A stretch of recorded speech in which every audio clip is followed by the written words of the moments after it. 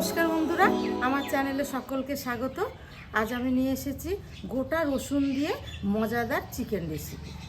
1.5 KG পরিষ্কার করা চিকেনে দিয়ে দেব 1 চামচ জিরে গুঁড়ো, 1 চামচ শুকনো লঙ্কার গুঁড়ো, 1 চামচ ধনে গুঁড়ো, 1 চামচ কাশ্মীরি লঙ্কার গুঁড়ো, 1 চামচ হলুদ গুঁড়ো। মাংসটা যাতে নরম হয় সেজন্য ফেটিয়ে রাখা 100 গ্রাম টক দই দিয়ে দিচ্ছি। দিয়ে দেবো স্বাদ মতো লবণ, 5-6 চামচ সরিষার তেল। এই মশলাগুলোকে খুব ভালোভাবে মাখিয়ে নেব চিকেনের মধ্যে। গোটা রসুন দিয়ে চিকেন রান্না করলে কি হয় জানেন? স্বাদ হয় অসাধারণ।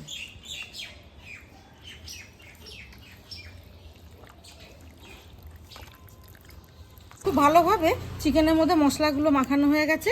এবার আমি এটা আধ ঘন্টা রেস্টে রাখবো। রসুনটাকে আমি হালকা হালকা করে ভেজে নেব। এখনও প্রচলিত আছে, অনেকে বিশ্বাস করেন যে রসুন খালি পেটে খেলে পরে অনেক উপকারিতা আছে। তেল গরম হয়ে গেছে, আমি রসুনটাকে হালকা করে ভেজে নেব। রসুনগুলো সোনালি করে ভেজে নিয়েছি।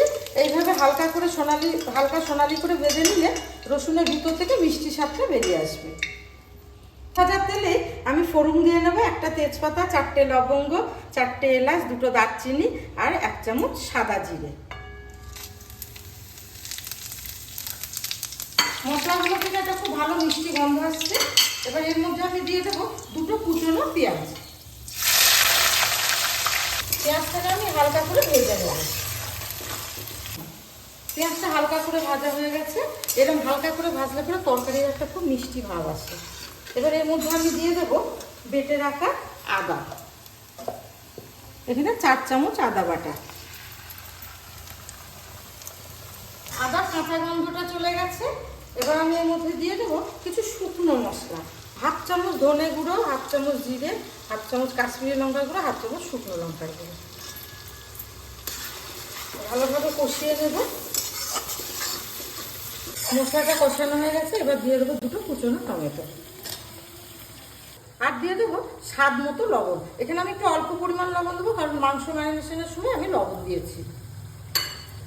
এই টমেটোটা নরম করা পর্যন্ত আমি এটাকে কষাতে থাকবো।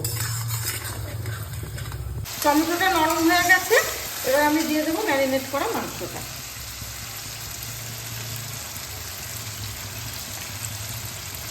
মশলার সঙ্গে ম্যারিনেট করা চিকেনটা ভালোভাবে মিশিয়ে নেব। খুব ভালোভাবে মেশানো হয়ে গেছে। এবার আমি দিয়ে দেবো কড়া ধোয়া জলটা।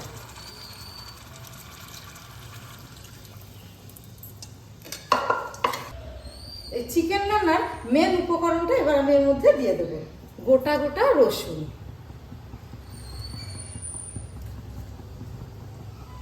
দেখুন বন্ধুরা, এইভাবে গোটা রসুনগুলো দিলে পরে মাংসের মধ্যে এই গোটা রসুনের ফ্লেভারটা চলে যাবে।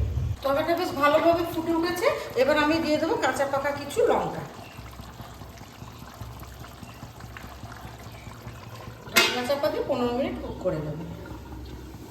দেখুন বন্ধুরা, 15 মিনিট কুক করার পর আমি 5 মিনিট রেস্টে রেখেছিলাম। গোটা গোটা রসুন দিয়ে চিকেনের মজাদার রেসিপি একদম রেডি।